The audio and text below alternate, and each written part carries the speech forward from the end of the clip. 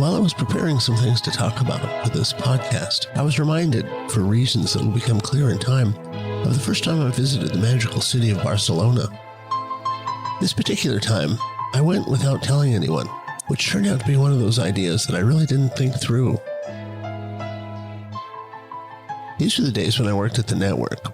I was a motion graphics artist at 20th Century Fox, and I could just bug out at a moment's notice because I was a mollycoddled and temperamental creative.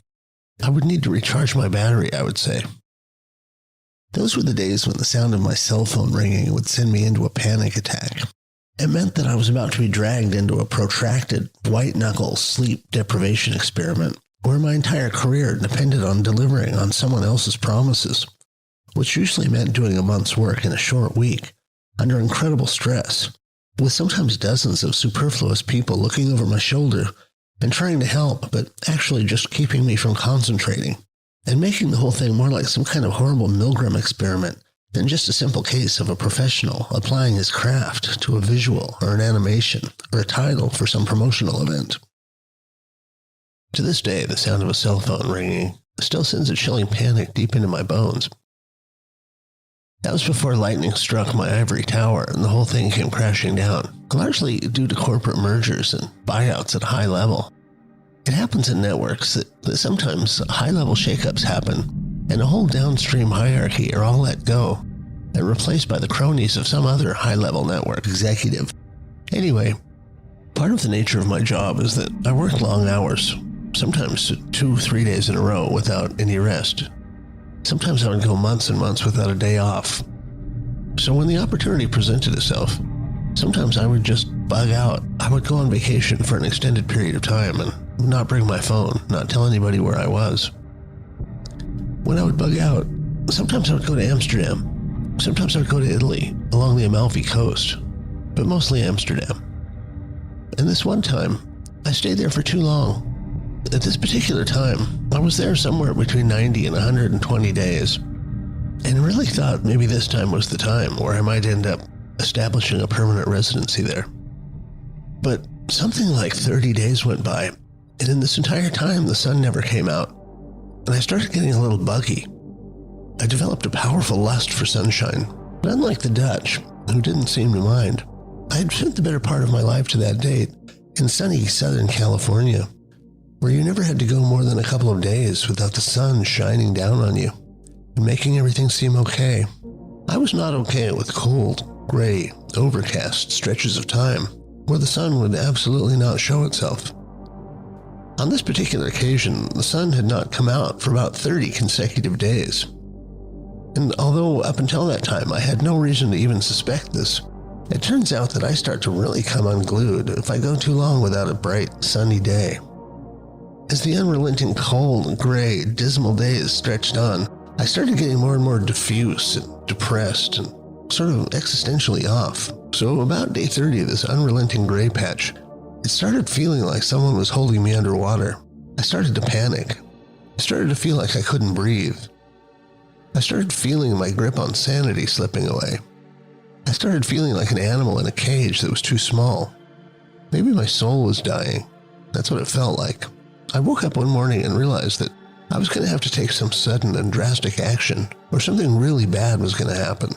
There was some other mitigating circumstances that all converged to show me that the universe was intervening in my affairs, as it sometimes does. It was starting to look like the universe wanted me to move on. There'd always been something about Amsterdam in me. It was like a spider web that I was always a little too comfortable being caught in, or like the field of poppies that Dorothy and her entourage had to walk through.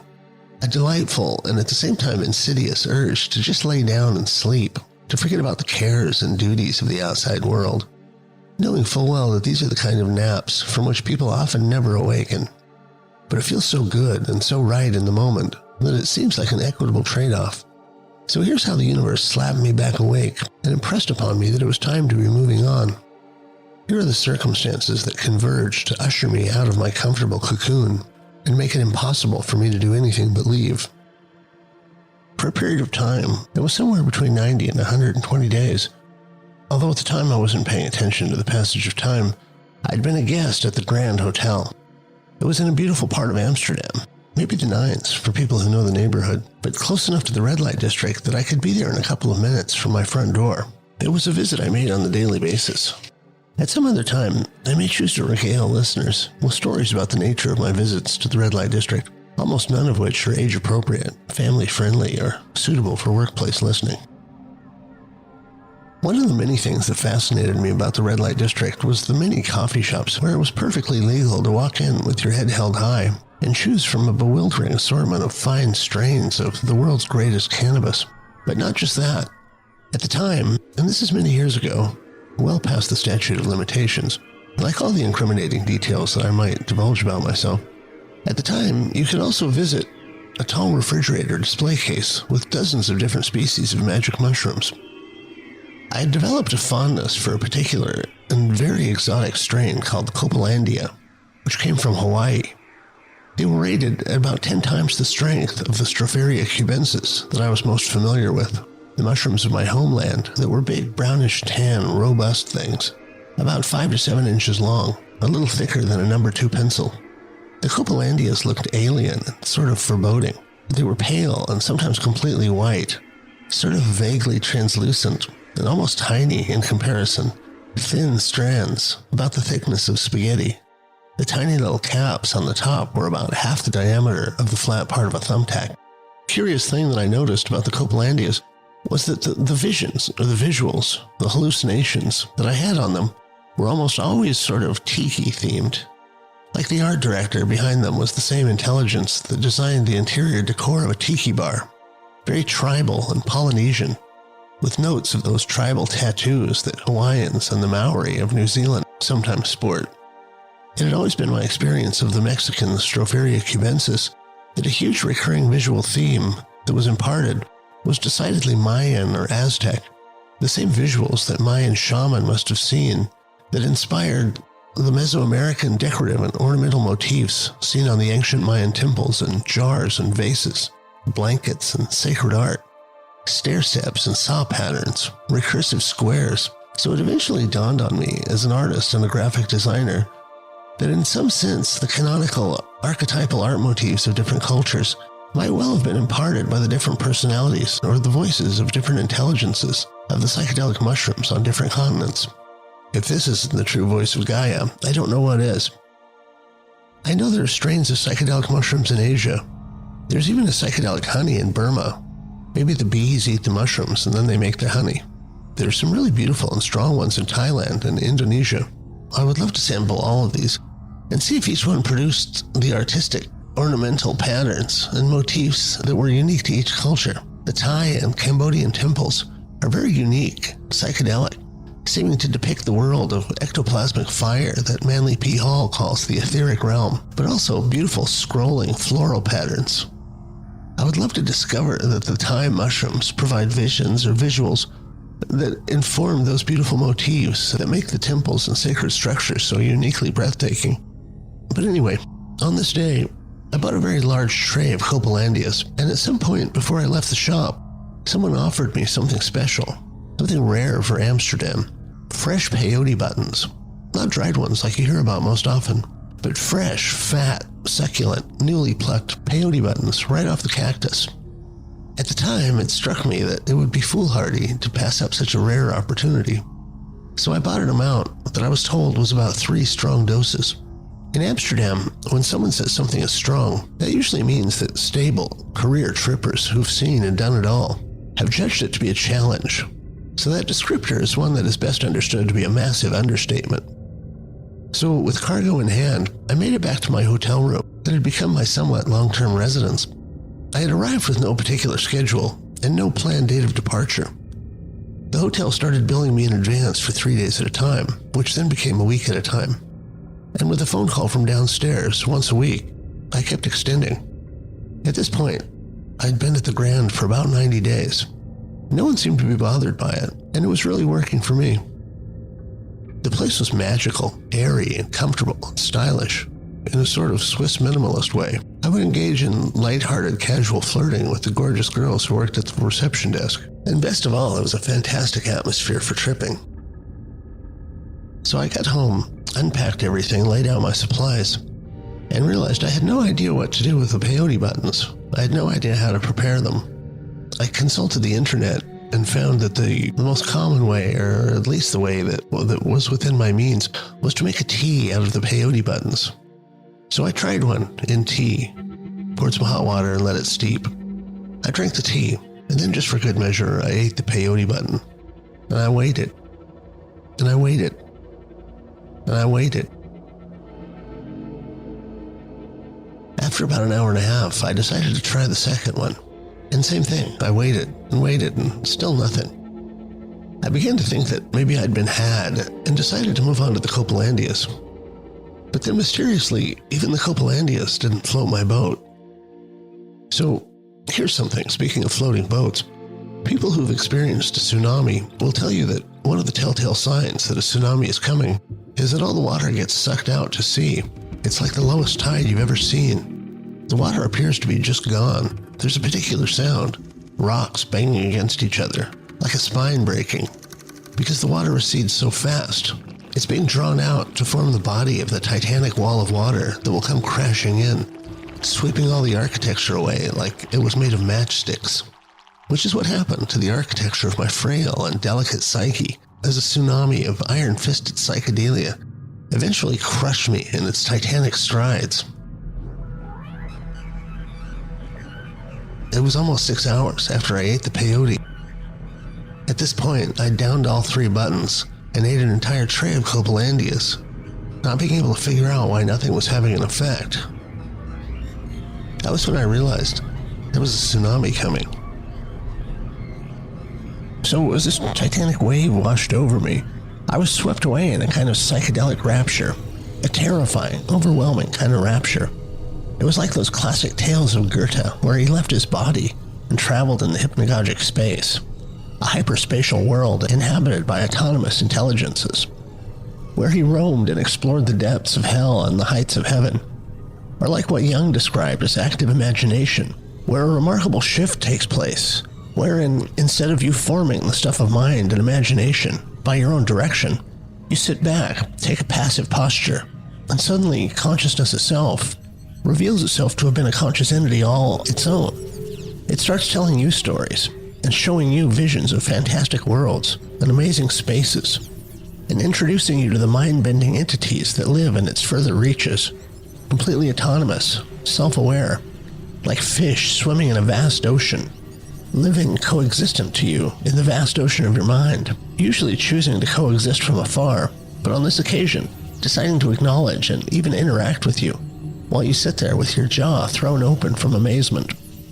As Terence McKenna says, going insane is an occupational hazard of being a psychonaut, but typically, the only thing you're actually in danger of is dying of amazement. So it was with me. I was quickly totally oblivious to my actual surroundings, and was completely immersed in the most vivid, intense, intimate, wholly transported voyage I had yet experienced through a psychedelic catalyst. It was not just visuals, but I could hear the words and feel the emotions and thoughts of the many strange entities I encountered. I was out of my mind high for about 3 days straight, which is the longest trip I'd ever had up until that point. I'd experienced LSD trips that lasted up to 12 hours, about 8-hour mushroom trips, but never anything that lasted 3 days. Never anything that was so unbelievably intense, overwhelming, immersive. I remember at one point being so disoriented, so off the hook, and so terrified by the Lovecraftian world beyond my hotel room door, that when I heard housekeeping walk by, or maybe even ignoring the Do Not Disturb sign on the door and knocking, I had hidden myself behind the long velvet drapes beside the window and stayed cocooned there until the knocking stopped and the maid left. I was absolutely not equipped for even a basic interaction with the outside world, and could not imagine what kind of multi-headed, thousand-eyed monster would lunge out at me from the other side of the door. It was during those 3 days that I went to heaven, or more specifically, I passed through a series of ascending registers, many of which absolutely correspond to various cultures' depiction of heaven, including a great hunting lodge in Valhalla. Here's how that happened. As I started getting more comfortable in the space, I remembered to deploy an experiment that I had planned for this rare opportunity in psychedelic hyperspace, a form of yoga that was presented to me with the name Nadi Yoga. I'm a firm believer in planning for a trip, and like Edgar Mitchell in space, planning certain experiments that one can perform under the unique conditions that a trip provides. For people that don't know, the astronaut Edgar Mitchell performed a number of unauthorized tests that involved psychic ability and other noetic properties of mind that he wondered might be enabled in the unique environment of outer space. So, taking inspiration from Edgar, and of course being a rabid fan of Terence McKenna and his protocols for interacting with DMT elves and other hyperspatial entities that one might encounter while tripping, one of the operations that I wanted to perform was a yogic technique that I had locked and loaded, specifically to deploy during my trip in the extreme conditions which had made it a wall-to-wall powerful and immersive experience, more real and more vivid than any waking moment I'd yet experienced. The experiment was a yogic activity. I think it was presented to me with the name Nadi Yoga. Not naughty like an incorrigible young boy, although that does make the mind race to wonder what sort of yoga might be considered naughty. This is naughty like N-A-D-I, the nadis, the energetic channels, most famous of which are the Ida and Pingala. The exercise is this. Apparently, the subtle body sings. Its high vibrations emit an extremely high-pitched hum. It's the highest sound you can hear. And just like the sound of your own heartbeat, it's always there. And if you try to hear it, you can always hear it, no matter what kind of environment you're in, and what kind of sounds are going on externally. You can always hear your own heartbeat, and if you know how and where to listen, you can always hear the extremely high-pitched hum of your own subtle body, or electrical body. It might be the whirring operation of your brain. The longer you concentrate on it, the more it begins to sound like music, like faraway angels, singing in the millions. The longer you listen, the more it draws you in. At first it sounds impossibly far away, but the more you concentrate on it, the more you focus on it and begin to resonate with it, the more it draws you in, until at some point it surrounds you, like you were drawn into the middle of a vast cloud of singing angels.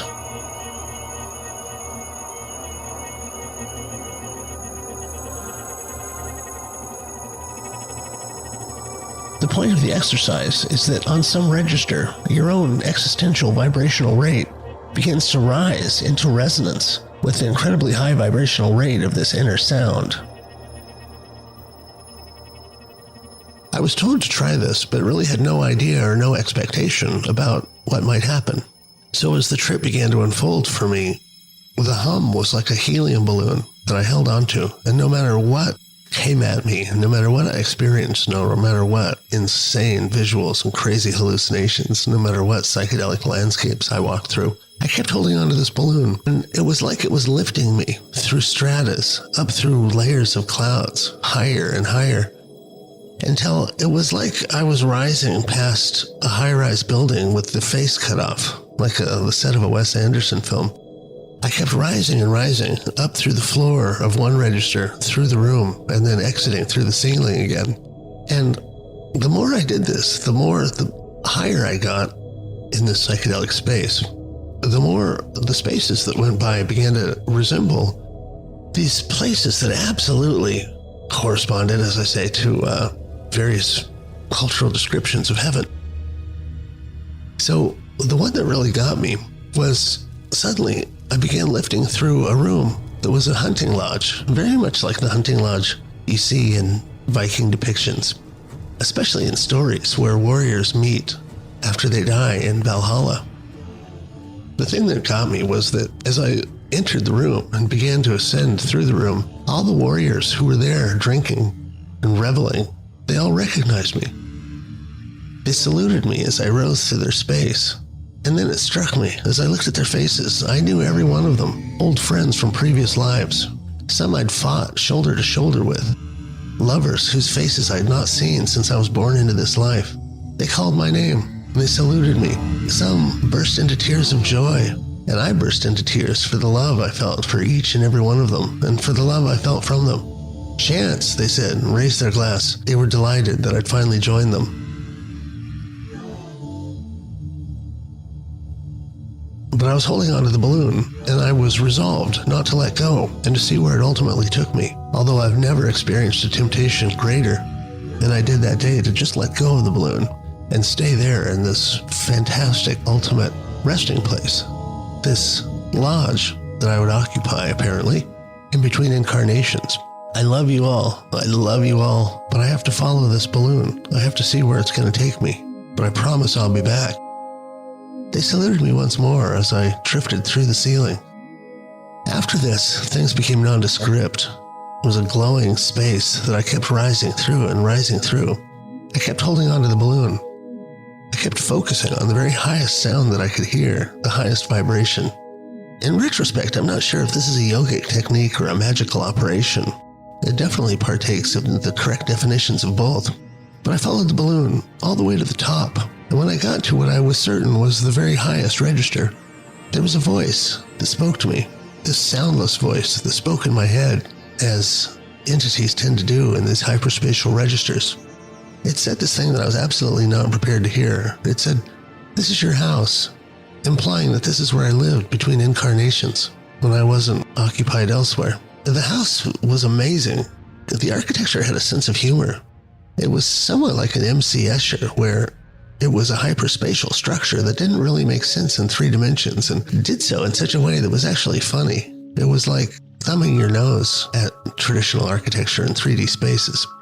Then I heard the voice again. "This is your heavenly throne," it said.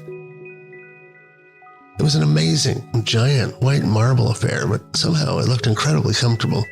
It looked like it was tailored just for me. And then I heard the final thing that surprised me most of all. "This is your heavenly wife."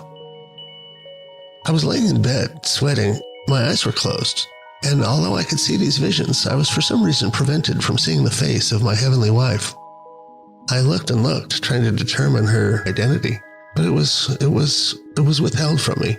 Perhaps some cosmic referee deemed that it wasn't appropriate for me to actually know these secrets because of the disingenuous way that I'd returned to heaven, and that I was, in some sense, arrived with an elastic band around my ankle that was going to yank me back out when the effects of the peyote and mushrooms wore off. Then the next day or so was sort of a blur, and on day 3, I was still unbelievably high. And one of the things I clearly remember during that time was staring at my eyes in the mirror. And I discovered a most remarkable thing. I've never heard any mention of this. I had no expectation of this happening. I've never heard anybody else write about this, and as far as I know, it's not generally acknowledged that this is a thing that humans can do. But after the second hour of staring at my eyes in the mirror, I began to notice that the colors of my pupils, the normally kind of bluish gray, barely saturated color in my eyes, began to fluoresce and began to become a deeper and deeper, more vibrant, more saturated blue. They eventually became a blue-green, almost glowing. It was blue like the sunniest day on the Côte d'Azur, or like the water off the coastline in the national park here in Queensland. The longer I watched, the more I realized that I could employ a sort of flush of emotions, still feeding on and returning to the absolute heart-bursting love that I felt when I passed through the lodge in Valhalla, when I would summon these incredibly strong emotions of love and longing. I'd learned that I could flex the color of my eyes. I could flex the color of my pupils. It wasn't as easy as moving my hand, but when I concentrated on it, I could cause the saturation and the brightness and the depth of the colors to glow and not swirl, but definitely pulsate. And it fascinated me, so I sat for at least another hour just staring and doing this new thing that I never knew was possible, flexing the saturation of the colors of my pupils. Oh, I'm sorry, not my pupils, my iris. The iris is the colored part of the eye. It seemed to me at the time to be somewhat akin to the way an octopus could willfully change the color and even the patterns on their skin, and when in danger might cycle through various colors and patterns, mimicking various types of predators in a clever attempt to scare an aggressor away. I've heard Terence McKenna lecturing about how the octopus communicated in this way, and he remarked on what a wonderful world it would be if humanity ever learned to communicate in this fashion, as it might cut down significantly on the ability to lie if our pigment or skin patterns were reflections of our inner landscape or inner truth, and was communicated graphically to all who were looking. I wondered if this might be some as yet undiscovered ability that had lain dormant in the human DNA, waiting for some future evolution of mankind. This is the sort of thing one thinks about under those conditions, I guess. And for the inevitable suggestion that this experience was just a continuation of my long train of hallucinations, I will say that under no circumstances have I ever been unable to distinguish between a hallucination and reality. This wasn't a hallucination. This really happened. I have no explanation for it, but I didn't imagine it. It wasn't a product of reverie. I wasn't in a dream space when it happened. It had never happened before, and has never happened since, but it really happened. Later, under similar states of remarkable non-standard brain chemistry, I've had other things happen that are totally outside the normal parameters of human consciousness. I've considered them to be dormant, unacknowledged abilities. They're waiting in our DNA for future discovery. On another related note, the amazing filmmaker Tim Burton included this detail in Alice in Wonderland. The Mad Hatter, played by Johnny Depp, when he experienced strong emotions, the color of his eyes would fluoresce. The film was made years after my experience, and as far as I know, Tim Burton had never heard my story. But it was interesting that this lies in the zeitgeist somewhere, and for him to have chosen that detail. At the end of day 3 of this solid bender, I was a physical wreck. I hadn't slept. I was pouring sweat. I had no food. My body felt like it was hit by a truck. It was very frail, like accounts of what a junkie feels like towards the end. Like my bones were made of cotton candy. My mind had utterly collapsed. And other than slowly drifting from place to place, like a helium balloon in a mild breeze, I really wasn't up to doing anything, but just sleeping. Maybe for a couple of days, and maybe after a couple of days of sleep, maybe getting some food. But I laid down and I couldn't sleep. And eventually, I thought, maybe if I put some sunglasses on and I don't talk to anybody, I could go somewhere and get some food. I went to a local restaurant and was able to eat without really engaging anyone. I drank a bottle of wine to try and stabilize myself.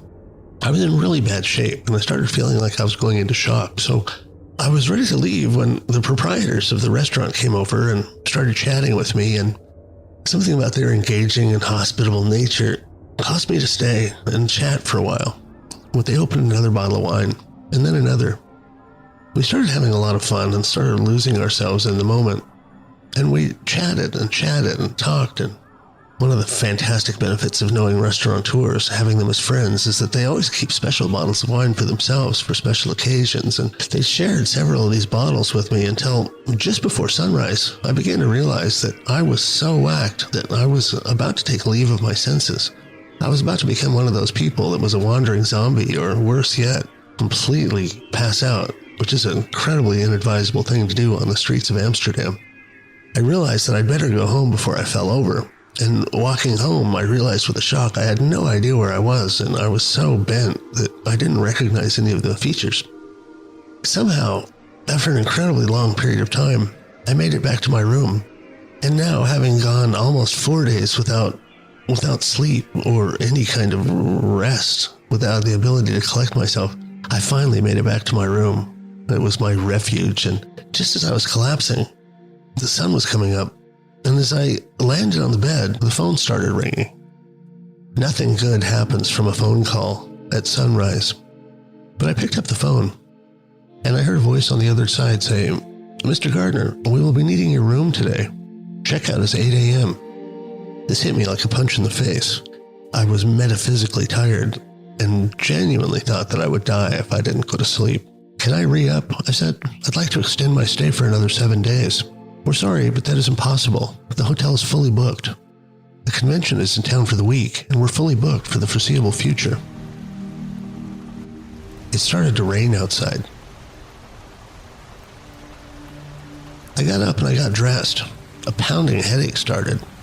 I left the hotel with nowhere to go, abruptly transitioning from my magical luxury suite to being homeless in Amsterdam, which is not an uncommon fate, but not in any way a pleasant or desirable one.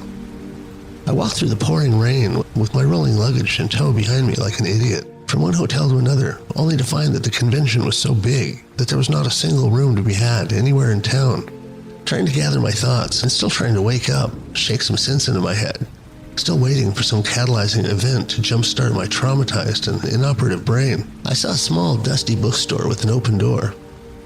Mostly to get out of the rain, I walked in. It was cramped, and all my luggage made it very hard to move through the narrow aisles between the tall stacks of musty and dusty books. I love the smell of old bookstores. It's a one-of-a-kind smell of ageless literature. I started to feel a little better. I had the place to myself and started looking for something to read.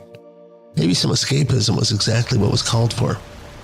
Then I noticed that all the books were in Dutch. I was like Burgess Meredith in that Twilight Zone where the bookworm steps out of time, or the world ends or something, and he has nothing but time to finally catch up on his true passion, reading. As he's rejoicing, his glasses fall off his nose and fall to the floor where they shatter in a million pieces. It was one of those moments for me. How perfectly in keeping with the tone of the day so far, I thought. At that point, a single book dramatically jumped off the shelf at me. A singular English book in an otherwise Dutch bookstore. A local shop for locals. A New View Over Atlantis was the title of the book. The author was John Michel. It was an amazing and life-changing book that would become my new best friend for the weeks and even years to come. Because of that moment and because of that book, which was also very musty and worn and used, a chain of events were laid down in my future that resulted in me 3 or 4 years later going to London to stay with John Michel, the remarkable genius, Fortean, esoteric authority, a decadent English aristocrat. As it turned out, he was a longtime friend and mentor to a young John Anthony West during John's formative years. John Michel was also a lifelong friend of the amazing scientist Rupert Sheldrake, who I would also end up meeting at Esalen, and then 4 or 5 years later would visit him at his home in Hampstead Heath in London, about 1 month before the quarantines shut the world down and brought the wheels of commerce, travel, democracy, and individual liberties to a grinding halt. So I bought the book, and I sat there till the rain stopped. John Michel's casually elegant, stylish writing, his titanic and sophisticated intellect transported me away, and I was instantly lost, carried away in that special way that only a great book can do. When I looked up next, it had stopped raining. The little back alley that the bookstore was hiding in was like one of those magically quaint alleys from a Harry Potter movie, and suddenly I saw for the first time, out the window to the other side of the narrow alley, just a few feet away, a shop I hadn't noticed before. There was a small sign on the window that said, "Travel Agent." Oh my God, I probably said out loud. I picked up my stuff and went across the street. I walked in and asked the agent, "Where's the sun shining right now?" In a few moments, I was holding a one-way rail ticket to Barcelona. I had a couple of hours to kill before my train left, so like Hunter S. Thompson preparing for his trip to Las Vegas, I reported to the nearest coffee shop to procure as much hash as I could hold in my ample jacket pockets. I think I had 2 big exterior pockets and 1 deep pocket inside the breast of the coat. I also got as much Dutch White Widow as they would sell me. At the time, I was having an absolute love affair with White Widow and considered the possibility that I might not be returning to Amsterdam for the foreseeable future. I should point out at this juncture that this took place more than 20 years ago, in a totally different world, before the events of 9/11 created a security, theater, Orwellian nightmare that forever killed one's ability to travel anonymously, discreetly, with a shred of dignity and personal sovereignty or privacy of one's personal space. Just before the quarantines, Venice and I visited Rupert Sheldrake in London, and I was horrified to see that even to take the train, you had to go through all the scanners and invasion of personal space that one has to go through in the airport for your safety. That was a sad moment, realizing that I had lived through a golden age of sorts without realizing it, and that age was over, probably to not return in my lifetime. But in this story, I was still oblivious to the horrors to come, and I took full advantage of the lax attitude of the rails and the total lack of interaction with customs agents as the train crossed international borders. I also want to point out that I don't mean in any way to glorify drug use or to condone it, and that circumstances having to do with a failed liver and other physical malfunctions have forced me to stop using all intoxicants. And I want to reiterate that all this took place way, way longer ago than any statute of limitations might apply. Also, for any law enforcement or Interpol or customs agents that might be listening, I want to claim that this story is told for novelty purposes only, and any resemblance to living characters is purely coincidental. I only include these details because they're an intrinsic part of the story. So, I got on the train to Barcelona. It was pretty deserted, and as a precautionary measure, I took all the hash and White Widow and triple bagged it in some used hamburger bags that were spilling out of the overfull trash bins beneath the windows next to every third row of passenger seats on the train. Then I stuffed the full bag about halfway down the garbage bin, and I sat a couple rows back so I could keep an eye on them, but far enough away for any plausible deniability if they unexpectedly came to light under the wrong circumstances. And with that, the train took off. And in a few hours, I walked out of the train station loaded for bear and into the glorious blazing sunlight of Barcelona. I took an amazing, giant, old-world Byzantine room on the Ramblas with a view of the Gaudi church. I put the Do Not Disturb sign out and I crashed. It was the best night's sleep I ever had. My body and my overtaxed brain were at their very end, but I held it together just long enough to find my way to the room, and I was out. I don't know how long I slept, if it was a day or 2 days, but when I woke up, it was a bright sunny morning, and the only thing there is to do for a reasonable thinking person with no particular plans in Barcelona is to report directly to the beach. So I called for a cab. A taxi showed up, and the gentleman driver was roughly twice my age. He was a Spaniard. I was still pretty hungover, or whatever the word is for what I'd just been through in Amsterdam, and I didn't hold high prospects for this being a chatty, amiable drive. I imagined that this might be one of those taxi rides where the driver is a stoic or a man of few words, where we just sit in silence till it's time for me to get out, which is about all I had the bandwidth for anyway. He said a couple of pleasantries in Spanish and figured out that I didn't speak Spanish, at least not enough to hold a conversation. But he asked me a few small-talky things, and then asked me why I was in Barcelona. I said I was on sabbatical, which was easier than explaining that I was having a protracted nervous breakdown and was wandering the earth aimlessly, waiting for something to relight my pilot light. He asked me what I did for a living, and I told him I was an artist, because I couldn't imagine that he would understand what a graphic designer or a motion graphics designer or a 3D animator was. His English was fairly limited. He stuck to the basics, but when I told him I was an artist, he lit up, and he asked me if I knew of the Spanish master painter Salvador Dali. Of all the painters in the world, there's exactly one painter that I appreciate enough to become animated about, and it was Salvador Dali, the surrealist master, patron of the strange and eccentric artist. Dali was a shining example, in my opinion, of how it was the duty of the true artist to make one's life, including all the little moments, into a piece of performance art. I told him that I was wholly in love with and eternally fascinated by and inspired by Dali, and things took off like a rocket. He told me the story of where Dali had grown up, in a village near the one that the taxi driver had grown up in. He told me some other stories about Salvador Dali. I returned the favor by telling him a slightly longer story that went something like this. My business partner and benefactor at the time, the person who brought me into the ivory tower of the 20th Century Fox new executive building and the production hub where the on-air promo teams worked, was a gentleman named Jim Cahill. Cahill grew up in Chicago and became a DJ of some renown. He was coincidentally childhood friends with one Vince Fournier, who would later become the internationally iconic shock rock rocker known to the world as Alice Cooper. Cahill at some point jumped from being a radio DJ to joining Shep Gordon, the infamous rock and roll agent, promoter, and mogul, who managed Alice Cooper, as well as the Eagles and a few other pinnacle apex rock stars of the day. Cahill was already close to Alice Cooper and became his advance and roadman. He would show up in cities a week before Alice's tour reached the city and would give various forms of payola to the DJs as a bribe of sorts to get them to play a lot of Alice Cooper songs and to heavily promote the show to maximize ticket sales when the tour arrived in each town. He told me his nickname on the road was Jim Where's the Coffee Cahill. Where's the Coffee was code for Who has the Coke? Cahill would travel with a briefcase brimming with the highest caliber coke that he would use as part of the bribing of DJs and for all sorts of other occasions that one might find themselves in on the road as part of a rock and roll tour. Lots of stories there. But a decade later, he was older and working as a network liaison between our production and graphics team and the upper echelon of network executives at 20th Century Fox. He had an office in the new executive building, while I vastly preferred to work off the lot because I could never concentrate or get anything done on the lot. I was too much of a fanboy, and all the time I would see Matt Groening walk by, or I would see Greg Daniels, or Mike Judge, or some other incredibly genetically congenitally hilarious comedic geniuses that were staff writers for some of my favorite TV shows, and I would often stalk them, just following them around and watching them, listening to the hilarious things they would say as they made their rounds. Plus, at any given time on the Fox lot, a new version of Star Wars might be screening to test a partial cut. Or when there was absolutely nothing going on, I would just wander around the giant sets, the fake facades of 1920s New York, or some World War II city block, or the fake island where Gilligan's Island was shot, or whatever.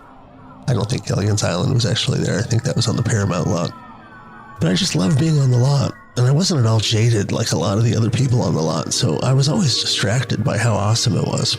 But anyway, Cahill and I spent untold hours working on promotional campaigns and graphics packages and perpetually designing new iterations of the Fox TV logos and whatever else came down the pike. Plus, we partied together on many nights where there was something to celebrate, and many nights when there was nothing to celebrate. And over the years, I'd heard millions of stories about things that he and Alice would get up to on Alice's tours. One of my favorite stories about Alice was the period of time when he developed a total bromance with Salvador Dali, and the two would hang out for weeks on end, going on these extended sprees of bizarre hedonistic excess. Alice didn't speak Spanish, and Salvador didn't speak English, but somehow that didn't bother either of them, as each of them fed off the strangeness and reckless abandon of the other. Both were surrealists in their own way. Both were very much performance artists, in addition to their respective core artistic form of expression. For a lot of this time, Salvador, for reasons that he never actually explained, carried around with him a huge, bright red lobster. It was his ever-present companion. I would imagine it was dead, or a life-size replica of a lobster. Otherwise, it would be pinching him and cutting off his fingers with its scissor-like tail. I don't know if you've ever tried to pick up a live lobster, but they were specifically designed to discourage anyone from wanting to pick them up. But he would wield it and wave it in people's faces for no apparent reason. There are still photos of him with the lobster, and you have to give it to him. It looked great on film, and made whoever was carrying it look 10 times more surreal than they would have without it. Alice loved that. When I got interested in shooting stereoscopic 3D films later in my life, I stumbled across a series of 3D stereoscopic photos that Salvador had taken of Alice. That kind of 3D that you needed glasses to see. There were two images side by side, offset in their perspective to give the parallax effect that allowed the viewer to see the photo in 3D. Kind of like the old Viewmaster 3D photographs from the old days. Not kind of like, exactly like. Anyway, I told the taxi driver some of the many stories of Salvador that I knew from Cahill's stories about this period. The driver seemed to hugely appreciate these stories because they were not in common circulation, and as a social currency, they were not all worn out. He told me a story about how not long ago, Salvador was visiting Barcelona, and for some reason he was traveling with a giant, majestic white stallion. He checked into one of the preeminent luxury hotels in Barcelona and then demanded that they accommodate his giant horse in the same suite that he was staying in. The hotel absolutely refused, but you can't say no to Salvador Dali, and probably with a massive extra deposit for the inevitable cleaning that would need to happen as a result of having a giant, full-grown stallion walking around your hotel apartment for a few days. That event was cemented into Barcelona history. A few more volleys back and forth of great stories about Salvador Dali, and then something remarkable happened. The driver, still nowhere near the beach, pulled down a small alley and abruptly pulled the car to the side of the road and threw it in park. I was waiting for him to pull out a knife or a gun and rob me, but instead, he motioned for me to get out and follow him. He walked into a nondescript door and I followed, still expecting to have one or more of my organs harvested. Inside was one of the coolest small locals bars I'd ever seen. The already low ceilings were adorned with hanging meats and pickled octopi, which was a surrealist sight all by itself, because it took me a minute to register that they were hanging not for shock value or for some kind of postmodernist decor, but they were hanging along with cuts of prosciutto and fine Spanish jamon to cure in the cool, dank, shadowy cellar. There was a small bar with lots of great vintage Spanish wines. The driver took the rest of the day off and insisted that I spend the rest of the day with him, just hanging out and trading Salvador Dali stories. The rest of the day was a blur, and before I knew it, without having a clear idea of how I got back to my room, I woke up the next morning in my hotel room. I was alone. My wallet was there, and my organs were all accounted for, so I took that as a win. I still hadn't been to the beach, so I tried again, And this time I actually made it. With a life-threatening hangover from the many bottles of wine from the day before, and still reeling from the experiences of the previous week, I was equipped to do nothing but just lie there and watch the waves, soak up the rays that I'd been pining for about the last 3 months. That night, I stopped at a Spanish gastropub near my hotel, and I made the colossal mistake of ordering carpaccio, raw beef. Any seasoned traveler will tell you never order anything raw or even rare when you're traveling, because the best way to get food poisoning was to do just that. And of course, by the end of the night, I was violently vomiting and shaking and sweating from the worst food poisoning I'd ever experienced. It wasn't ptomaine or the usual kind of poisoning. Being a devout bachelor up until that time, I was accustomed to poisoning myself from various means, leaving chicken out too long or by visiting the wrong Mexican restaurant in LA. This was botulism, the really deadly, horrible kind of poisoning that people regularly die from.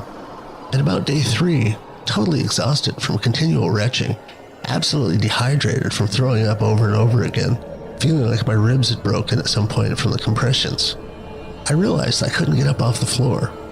I was totally prone on the fine, polished marble floor because it was cool. There was no air conditioning in the room, so that cool marble probably saved my life.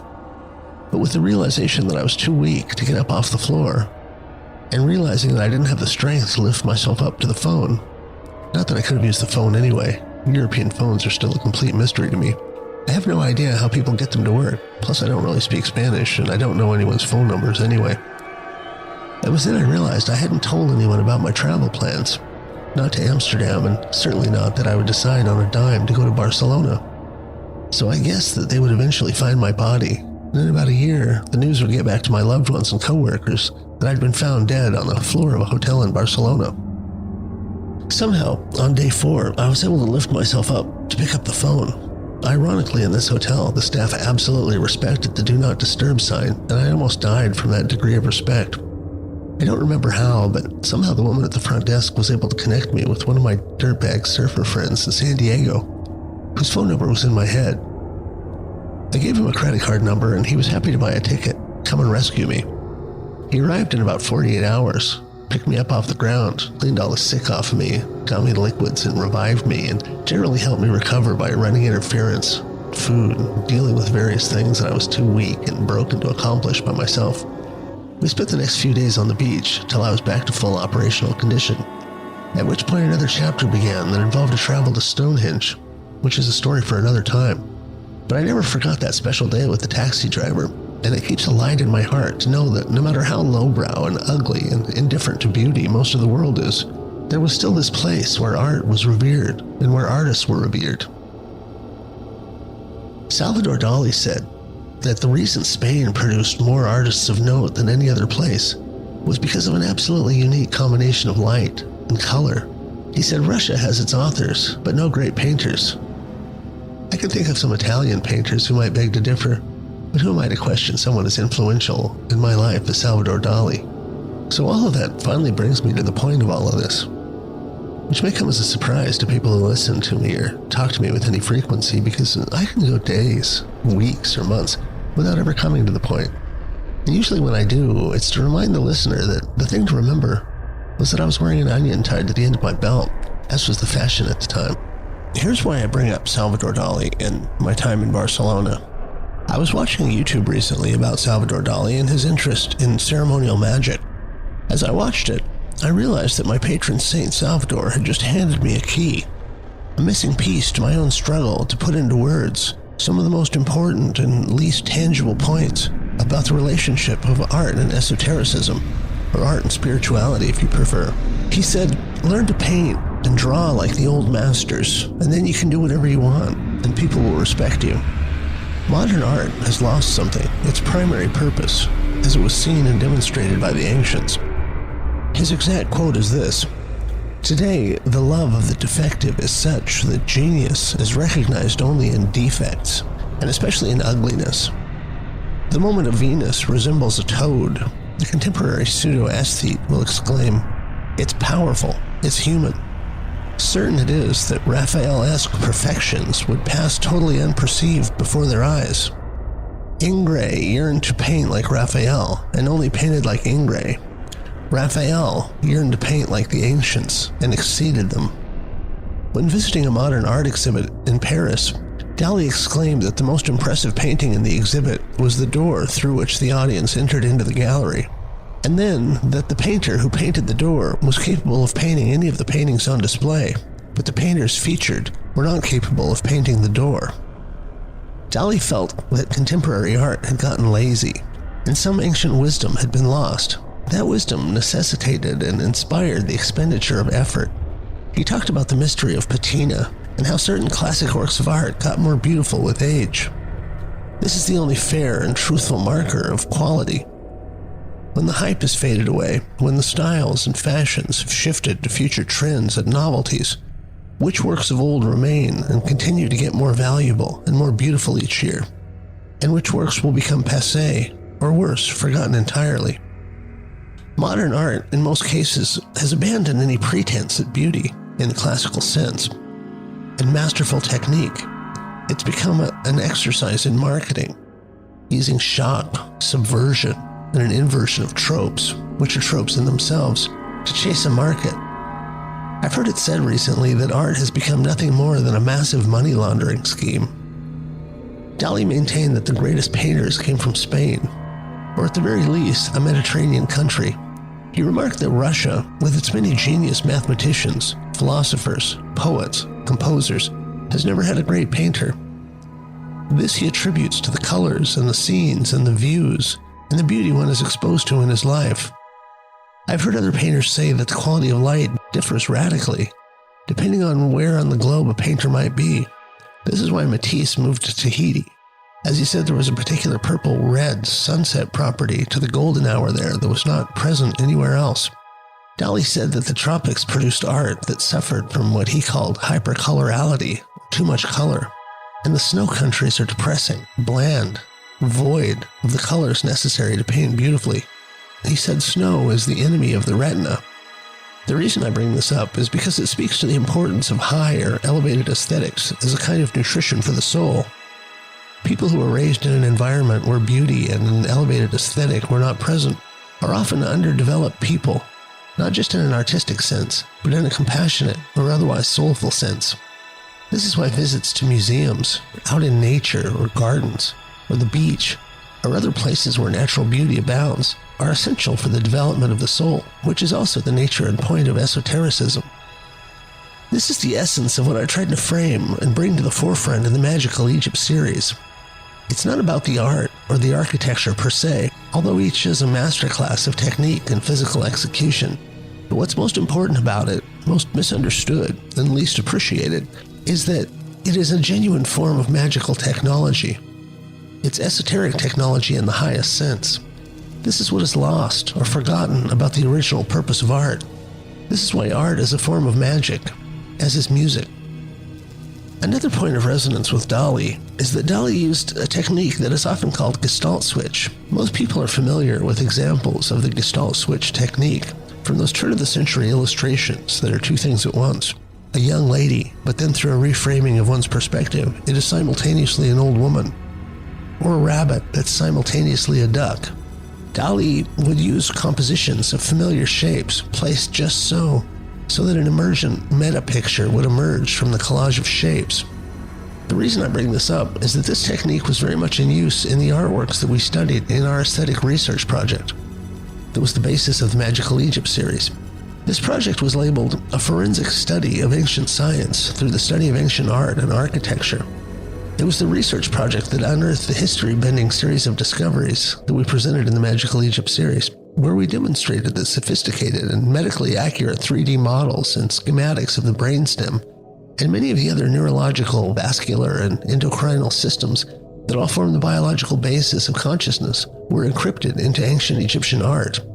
In the philosopher Hegel's immortal discussion of art and the three great ages of art, he lays out three clear demarcations where the fundamental function or purpose of art has shifted. Art over the centuries has suffered from what they call mission creep, a phrase that suggests that often in a complex operation or organization, the original intention of the organization or operation starts to morph over time, bending and shifting, until in many cases it drifts so far that it moves in the exact opposite direction. that it was originally intended, accomplishing the exact opposite polarity of what it originally mandated for itself. Common examples of this might be things like the United Nations, which began ostensibly to prevent war and harbor unity and harmony among participant countries. Now it is the catalyst for a lot of the most pernicious wars. The World Health Organization was formed to look out for the health of the world, but somehow in the COVID pandemic, it was responsible for the very worst, most deadly decisions: the lockdowns, the false reports about the origins of the virus, and the uniformly terrible, counterproductive actions at every step of the way, resulting in vastly more deaths and misery than would have occurred if they'd just remained silent. There are millions of examples of organizations and institutions who've suffered mission creep, and over time literally became the polar opposite of their original stated mandate. Google's tagline used to be, "Don't be evil," if you can even imagine that. So art itself over the centuries has undergone a similar mission creep. As Salvador Dali pointed out, it has lost something. It has ceased to be a magical technology. Dali put into words something that I've been struggling to articulate for years about the true secret of art and the true secret of why ancient Egypt is so important, not just to artists, but to esotericists and occultists, and to practicing magicians everywhere. He laid bare these secrets in a very explicit way, as explicit as Dali ever was, in a remarkable and strangely unappreciated book titled 50 Secrets of Magic Craftsmanship. Dali understood that true art was magic, an act of magic. It invoked something hidden deep in the recesses of the viewer. In many cases, it evoked a thing that the viewer was totally unaware of, an entity, a higher self residing somewhere in the shadowy back rooms of his psyche. Now, why is any of that relevant? There was a technology behind the technique, and a purpose and a function that's been largely lost.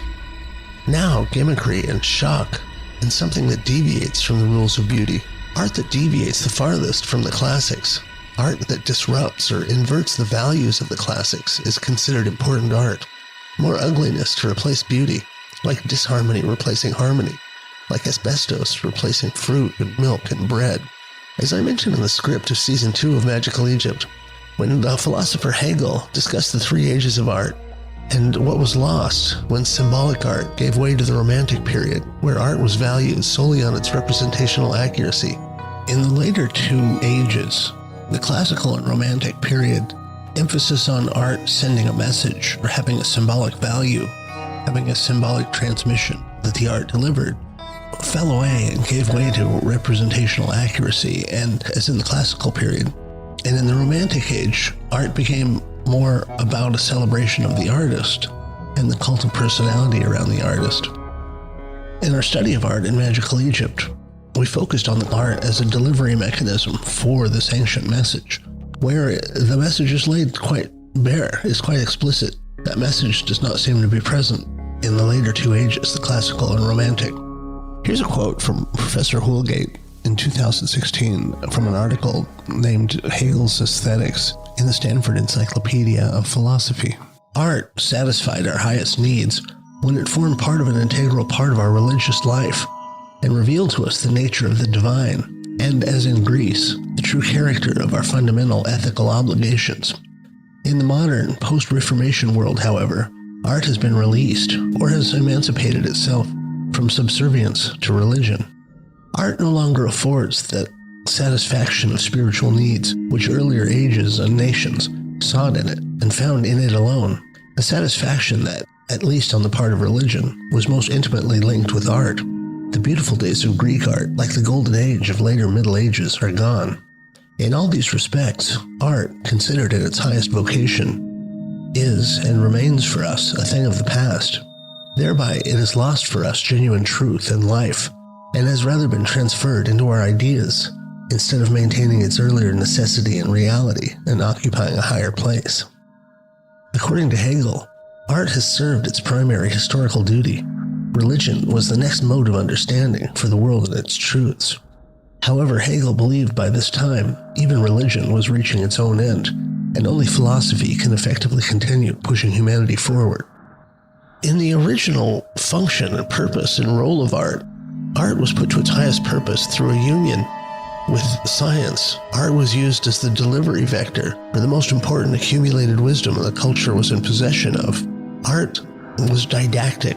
It taught It was there to teach. Through the language of symbolism and through many other visual languages, art was the repository and the transmitter of the ageless wisdom traditions, of the most important accumulated ideas that a culture could share, that a culture could possess. The didactic or educational aspect of art, where art was unified with symbolism to transmit a sophisticated, ancient, but highly technological science, was lost. And with it, our birthright of the highest intellectual caliber. The secrets of the ages, and more importantly, the central secret of us, of consciousness. It's a notorious blind spot for modern science. Of all the things we've discovered and solved, of all the mysteries that modern science has laid bare, the mystery of the nature and the structure and the substance and the origins of consciousness are still a total mystery. It seems that ancient art was nothing less than the long-lost owner's manual for the human psyche, and that it not only contained schematics that indicated the biological basis for consciousness, but it contained roadmaps for accessing higher, long-forgotten, dormant aspects of consciousness that most of us consider supernatural fairy tales, aspects of the further frontiers of the human psyche that in the Vedic world were known as cities. It is through this mechanism that art becomes a magical technology, and through this study that we understand the true secrets of esotericism, of magic, of the occult. So here's how art can serve as an act of magic, or an artifact of magical technology. This is an insight into the true nature and function of art, and is at the heart of what was lost when we lost our connection to the original function and role of art. It facilitates the transition of our identity, of our center of operation. It acts as a catalyst to reignite our own pilot light. It provokes us to rise to the level it expresses, the creativity, the timelessness, the beauty. That's why classics work as spiritual nutrition, spiritual Viagra, if you will. Creative Viagra. Man is the image of God to the extent that we are image makers. We are a lower dimensional shadow of God, in that our images are lifeless. In that way that when we read a book, we are channeling a great author, and we temporarily adopt the mode of thought, the IQ even, of the protagonist. By reading a great book, looking at a painting that brings us into resonance with the level of spiritual attainment of the author, or an artist who achieves, however briefly, a state of transcendence that he or she then puts down on paper or into a poem, into a song or a painting or an animation or whatever. The work that was this channeled transcendence then radiates at this level, this strata of spiritual attainment, this level that the spiritual helium balloon has risen to. A simple, easy metaphor here. The perspective one has at a higher altitude is far greater. Details are more beautiful, and the expanse and the bigger picture are plain to see. On the ground, or in a ditch, or in a cave, the big picture is hidden, obscured, but higher elevation gives farther sight, farther into the future, farther in every way. So that is what art used to do, what it used to be, a catalyst, a Viagra for the soul. A reminder that we are not just the temporal, physical part of ourselves. We are not the foundation. We are the spires, the weather vane, the cupola, the parts of the architecture that enter into a lover's union with the sky. Here's another quick digression about how the experience of a genius work of art can have a transformative effect on us, to bring to the forefront that part of us that is equal in vibrational rate, equal in genius to the work of art that we're appreciating, the work of art that we enter into a temporary resonance with. I've always loved science fiction, although it's been more than a decade nowadays since I've had the time to read any fiction. But when I did, the unquestioned king of sci-fi, for me at least, was Arthur C. Clarke. He was the author of the Foundation trilogy, as well as one of my all-time favorite works, the 2001 A Space Odyssey book that he wrote in conjunction with Stanley Kubrick for the release of Kubrick's immortal film of the same name. It was while I was reading one of the sequels to that book, which I think was titled 2020, which is sort of comical now in 2022 because clearly he missed the mark, or should I say that humanity has failed miserably to live up to Arthur C. Clarke's expectations of our technological evolution as it would be in 2020. Anyway, the point is this. Something happened to me as a result of reading the book.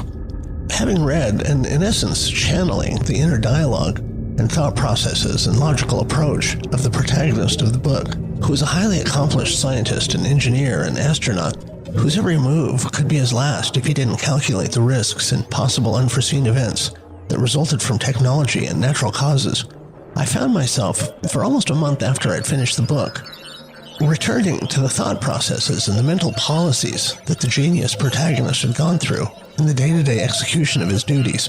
I found myself thinking a lot more, evaluating the risks and rewards, spending a moment to examine possible unforeseen consequences if things went sideways, using logical syllogisms to establish possibilities without barging in and just seeing what would happen, which was my operational policy for most things before I read this book. In short, by channeling the thinking and the thought processes of a genius scientist, I thought like a genius scientist for almost a month after that. Of course it wore off eventually, but it was never lost on me that this is the true role of art, and the thing that's been lost by modern art. When we come face to face with true creativity, true genius, true novelty, or beauty that is heartbreaking and inspirational, there's a part of us that resonates with it.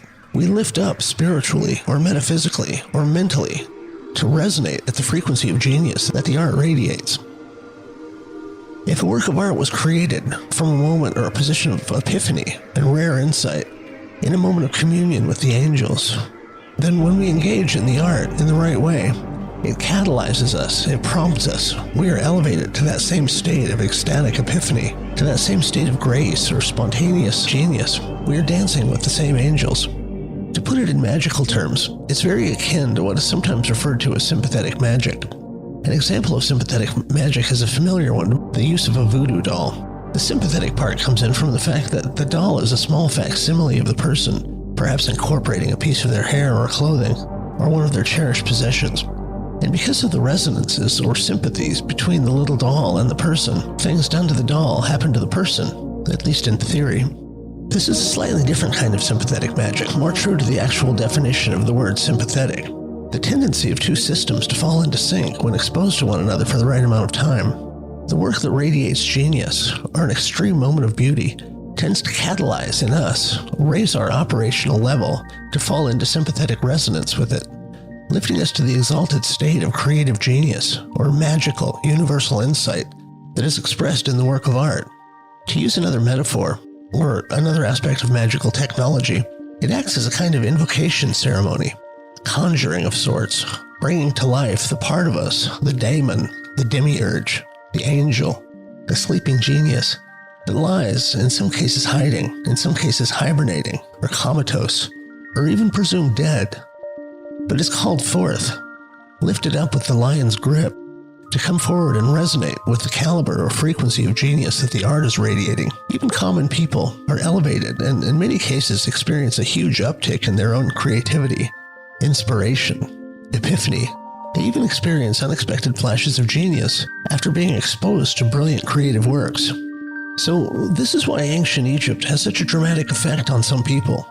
There's a genius on display, an abnormal, anomalous degree of intelligence, of genius, of insight, and a sympathetic vibration with some of the deepest mysteries of the universe. Not only is it highly probable that we recognize and remember this artwork or these temples from previous incarnations, but it's also the case that the art is doing exactly what it was designed to do, to elevate our own mental and psycho-spiritual processes to such a place that we are suitable students, suitable vessels for the profoundly deep and penetrating secrets of the universe and the origins of universal consciousness which lie at the center of the mysteries and are the central secrets of the ancient wisdom traditions.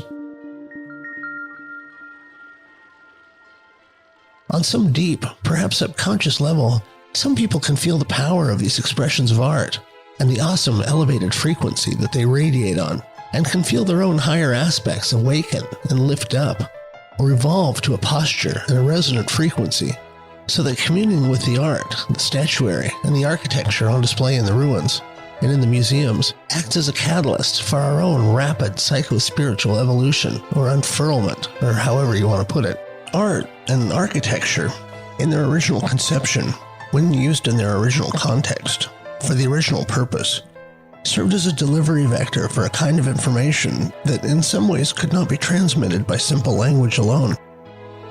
It spoke to the hemisphere of the brain that does not deal with language, but in understandings, the hemisphere that speaks in music, that creates and governs associations, the hemisphere that takes facts and bits of knowledge and turns them into wisdom by assigning them each a place on the great three-dimensional shoe tree of meaning, or as it's sometimes called, the map of meaning, or the 3D synaptic structure of our own personal cosmological model.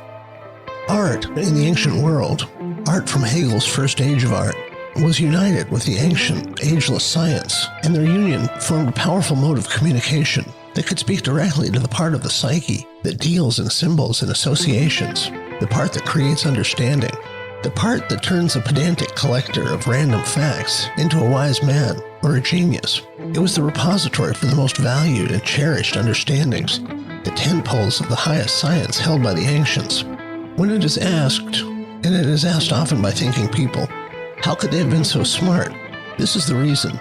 The ancients used the primal power of aesthetics, of beauty itself, of art and symbolism in which it speaks, to communicate the most profound message, the most important things we can know, in a language that's not bound by time or region, a translingual mode of communication that imparts understanding rather than dogma. It speaks to the timeless part of us, to the immortal part of us, reminding us that there is in fact a timeless aspect to us, beneath the temporal mortal part that we most normally identify with. And in fact, the seed and the whole of esotericism, of hermeticism, of occult study, of magical operation, is to shift our identity out of an identification with the temporal, mortal, mechanical, flesh-bound vehicle, to the timeless, immaterial, immortal aspect of ourselves. They are both there, and like the old Indian fable about the good wolf and the bad wolf, you might ask, which one will live? The answer is the same. The one that you feed. We have a span of a lifetime to awaken.